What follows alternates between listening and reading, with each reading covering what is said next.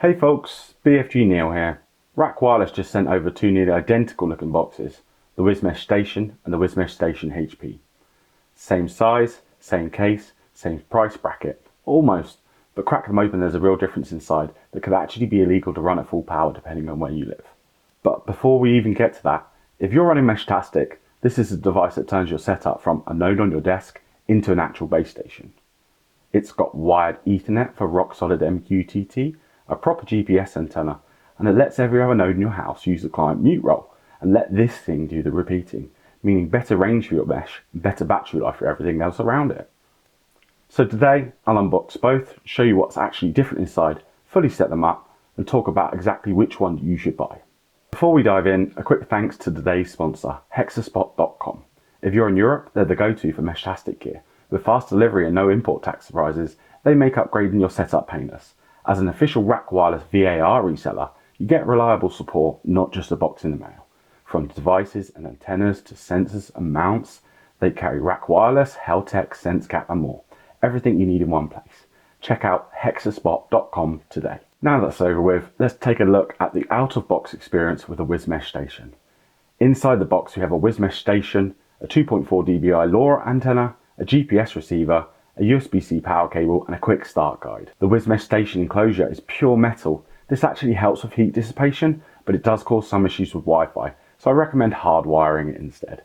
And that takes us to the ports. The unit's based on a Raspberry Pi, so there's Ethernet port and USB ports on one side.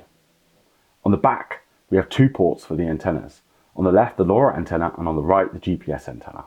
Along the top here, we also have an SD card slot that's taped over, handy for reflashing that's needed. It's important to note that SD cards fail, so having this slot accessible is extra nice. One note from me, RAKwireless's documentation always seems to show the orientation this way round, with the Pi upside down in the case, but I recommend flipping it over to give the antenna more space. The top side is just a cover too, so when you want to add something to it, you just remove the side, not the side with the Pi on it, for easy access. Overall, the case is nice, looks good on their desk, and more importantly, works well as a home base node. And that brings me to, why would you want one of these?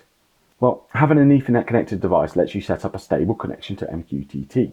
If you're running sensors over Meshtastic, having this hardwired base station makes a real difference to reliable data collection over MQTT. The second benefit, if you place this node well in your house, other nodes, like the WisMesh Pocket V2, can switch to using the client mute role. This stops them from broadcasting every message they hear and lets the station do all the repeating for you. A well-placed WisMesh station will do a far better job than the node on your desk or in your pocket.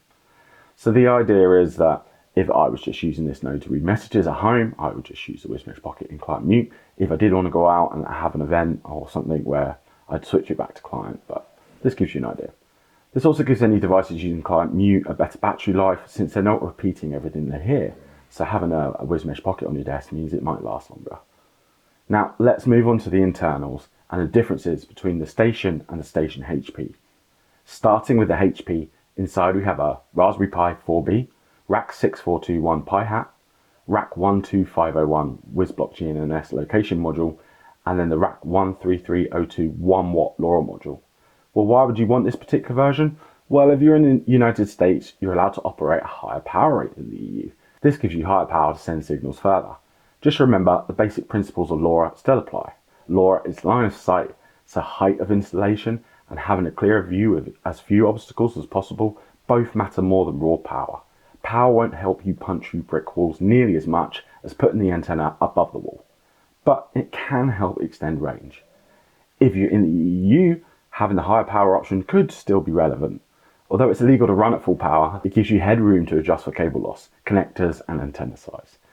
You won't be using the full 1 watt, but having a headroom could be useful if you're installing gateways with long cable runs to the antenna. I'll show you how to work out the max legal power and set it up later on. Let's move back to the WisMesh Station now and look at the differences. It's the same Raspberry Pi 4B, the same RAK6421 Pi hat, and the same RAK12302 GNSS module. Just this time it uses the RAK13300 LoRa module instead. If I had to pick, and being in the UK personally, I wouldn't buy the HP. It's overkill for the legal power limit over here, so I'd definitely pick the standard version. What's great looking at both versions is the number of module slots in each station. Adding environmental sensors, temperature, humidity, air quality is a viable option here, and being WisBlock, it's click and then you screw to secure the modules. This offers a great upgrade path for any Meshtastic user. Okay, let's move on to setup. First, I want to reiterate that these stations have Wi-Fi antennas on the Raspberry Pi inside a metal case. So while Wi-Fi will work, I wouldn't bet on it for a stable connection, especially at any real distance. I really recommend plugging them in over Ethernet. Then we need to find the IP address assigned to the device from your router. Once we have this, we can open a terminal and I can SSH to that IP address. Username is RAK, default password is change.me. You'll be prompted to change it on first login. Once you're in, you'll find Meshtastic D already running. That part's generally pre-installed and ready to go. Now, RAKwireless' own product page advertises this as coming with Meshtastic D, Mosquito MQTT, Node-RED and Grafana all pre-installed. That's not quite accurate. On the actual SD card that's shipped, it's just Meshtastic D. Mosquito, Node-RED and Grafana are not on here out of the box. RAKwireless splits that out into an advanced setup step with scripts on their GitHub to install and configure the rest for you. It's not a huge lift, a few commands and it's done, but if you're expecting a fully loaded dashboard the second you power this thing on, based on marketing copy, that's not what you're actually getting. Worth knowing before you buy. For the HP unit specifically, this is where you set your max transmit power to stay within your region's legal limit, factoring in any cable loss in the unit and your antenna. Rather than doing the maths in your head, I'd recommend using a web calculator. I'll link to one in the description, where you can just plug in your region's legal EIRP limit, your antenna gain, your cable loss, and it spits out a max power you should actually set on the device. Some quick numbers for reference. If you're in the EU, Meshtastic's limit is 29 dBm. In the US, under FCC rules, it's 36 dBm. Plug in those along with your antenna gain, cable loss, and the calculator gives you your max TX power in dBm. Just enter that number into the device settings panel and you're all legal. So, overall impressions. This is a very clean install with room for expansion. Between the WisBlock slots and Meshtastic D running the moment you power on, there's a genuine upgrade path here rather than a dead end. Just don't go expecting the full Grafana dashboard stack without running that advanced setup script first.